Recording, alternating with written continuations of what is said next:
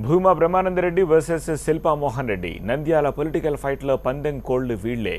Notification రాకముందే ఉప ఎన్నిక సమరం వేడెక్కింది. అభివృద్ధి పనులతో అధికార పార్టీ హడావిడి చేస్తూ ఉంటే ప్రతిపక్షం తమ అభ్యర్థిని ప్రకటించింది. జనాల్లోకి వెళ్లేందుకు ప్లాన్ చేస్తోంది. మరోవైపు బ్రహ్మానందరెడ్డి గెలవకపోతే తమ మంత్రి పదవికి రాజీనామా చేస్తానని అఖిలప్రియ సవాల్ విసిరారు. నంద్యాల ఉప ఎన్నిక సమరం వేడెక్కింది. నోటిఫికేషన్ రాకముందే ప్రధాన పార్టీలు తమ అభ్యర్థులను ప్రకటించాయి. ఇప్పటికే టీడీపీ తరపున భూమా నాగిరెడ్డి అన్న కొడుకు బ్రహ్మానందరెడ్డి పేరును ప్రకటించారు. భూమా బ్రహ్మానందరెడ్డిని చంద్రబాబు అందరికీ పరిచయం చేశారు.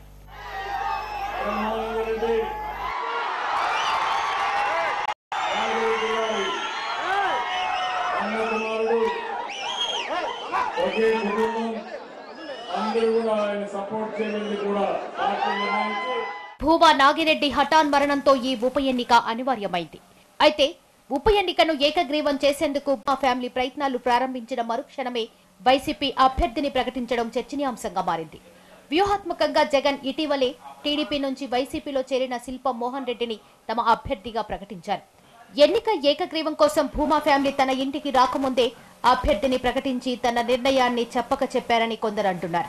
మరోవైపు ఉప ఎన్నికల్లో బ్రహ్మానందరెడ్డి గెలవకపోతే మంత్రి పదవికి రాజీనామా చేస్తానని సవాల్ విసిరారు మంత్రి అఖిలప్రియ. ఓటమికి తానే బాధ్యత తీసుకుంటానని ఆమె చెప్పారు. ఉప ఎన్నికల్లో భూమా ఫ్యామిలీని గెలిపించాలని ప్రజలు ఎదురు చూస్తున్నారని చెప్పారు ఆమె. 100% బాధ్యత నాదే.